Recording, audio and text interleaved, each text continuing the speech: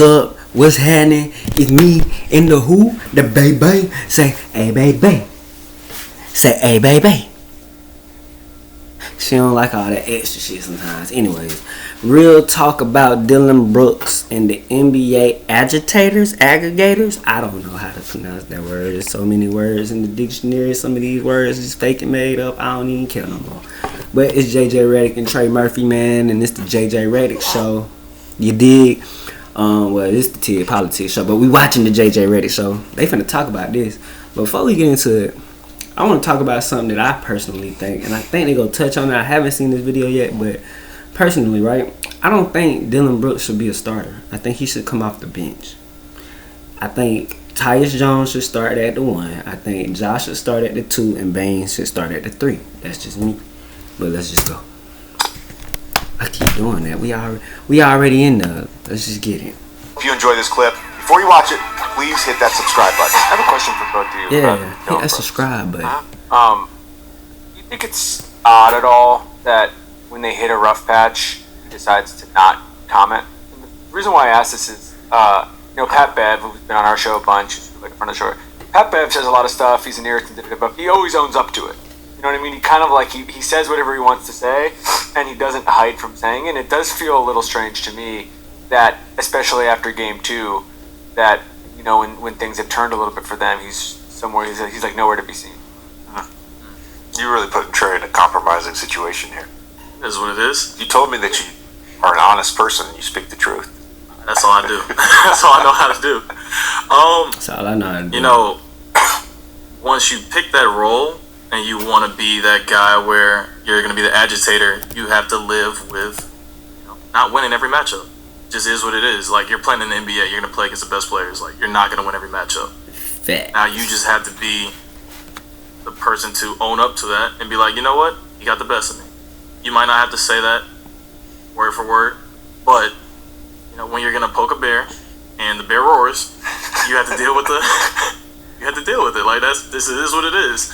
And so, hopefully, they'll be able to comment more on what's happening in the series, because there aren't those fines, if I'm not mistaken, when you skip out on those media availabilities. I believe so. Yeah, Damn, so they gotta do the media, y'all. I ain't know that. I'm watching so my if they skip out on the interview, they get fined. In front of the cameras. That's crazy, girl. Ain't nothing over there for you. Here. So in my sort of new life, I see how these things become a story and then they become a bigger story. When you do what he has done the last 2 games, now all of a sudden it's a bigger story. What Julius Randle did the other day, where they win a game and he's not in the closing lineup and he bounces on, especially here in New York, when he bounces on that, it's just not a good look. It becomes part of the story. Hey, whether you believe this or not, hey, part of that group to finish the game. I'm glad we got the win. I'll be ready for game 5. I got to be better. Boom. There's no story now. Dillon Brooks, hey, you got the best of me. There's no story now. All right. So that's surprising. On the Dillon Brooks specifically, I love agitators. I do. I love Pat Bev. I love Marcus Smart. People can agitate in different ways. Jose is an agitator. Oh, I think sure. I think Alex Caruso is an agitator in a different way. They're valuable. TJ McConnell. These are guys. They're valuable to teams. So I think Dillon Brooks has value. I really believe that. And I ain't never say that. Nah, I ain't say bruh suck. No, I did not say that at all. He don't suck. Nah, he don't suck, but he just ain't a starter. You feel me? I feel like his energy is made to come off the bench. Like, he one of them people that he want to be a starter. He want to be the fucking star of the team. We know that. But have him come off the bench and watch him drop 20 a game coming off the bench. I'm telling you, because it's a psychological thing when it comes to Brooks. You have Brooks come off that bench, watch how this man drop 20. Every time he come off that bench, he gonna drop 20. And then when you start back, put him back in the starting lineup, watch him go back down to 10, 12 points. You know what I'm saying? Like, if I ain't mistaken, I really believe his best games came when this man came off the bench. Like, he should be on the bench, bro. Like, if I was the coach, the way I would start the game, I would start it just like how I said, move Brooks to the bench, put Tyus at 1, Jai at 2, Baines at 3, and then leave the other 2 the way they is. until Adams come back. When Adams come back, move whoever that other guy is, Tillman, I think, put him back on the bench. Put my boy JR back at the 4. Put Steven at the 5. Other than that, leave it how it is, minus Dillon, put Tyus in there. You feel me? That first quarter, let them boys play for like the first 8 minutes, bro. You know what I'm saying? And then shit, after that first 8 minutes up, I say take Tyus out, move Ja to the 1, move Dillon to the 2. That last 4 minutes of that quarter, see how he play. If he doing alright that last 4 minutes, leave his ass in there to start the second. And then see what happens from there. But I'm telling you, bro, he'll have that 20 points a game. He fuck around, come off the bench. He's a guy that if you can figure out the offensive piece where it doesn't hurt your team, it doesn't have to be like a super positive, but I feel like right now the offensive piece is actually hurting the team. I want him on my team. I do. I want a guy like Dillon Brooks. I want an agitator on my team. You need him on your team. So to me, this is not like a personal thing about Dillon. I just don't like when guys don't go in front of cameras. Life? Were you trying to fight me and bite me? Absolutely. You at that stage in your life? You're gonna have to own it, and now you're creating a bigger story. In all honesty, too, I must say, like, I appreciate him, the way he plays. Yeah. Because I remember our Memphis game, we played them at home. I wasn't sleepwalking, but like I wasn't playing well at all. And then he got into his and one, starts flexing, starts yelling, and then that's when it turns that flip for me. We're like, all right, now we're playing. You like, poke the Cub.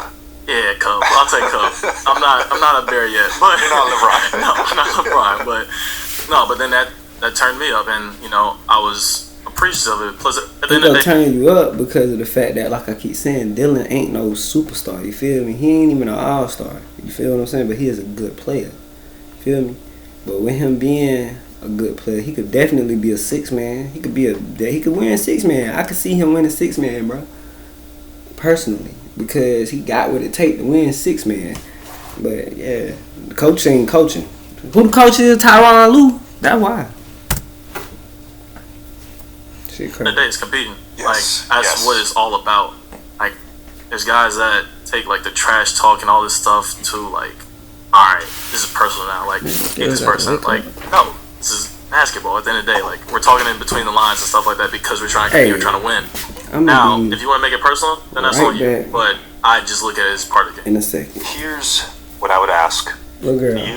You as a fan, to you as a player and a fan of the game, to all the fans out there that complain about guys like him, or complain like last year when Mad Dog said, "I wish Draymond would just shut up and play." Right?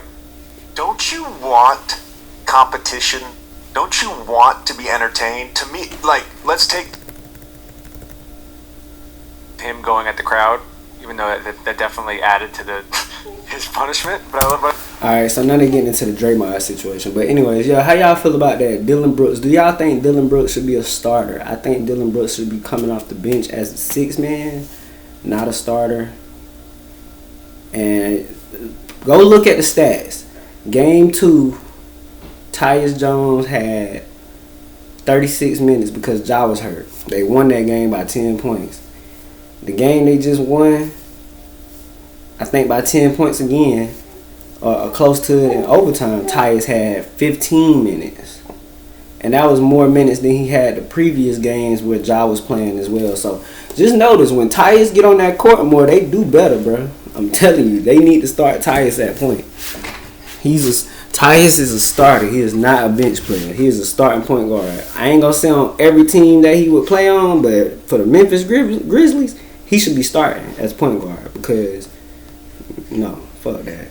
But tell me how y'all feel. Should Tyus be starting point guard for Memphis? Yes or no?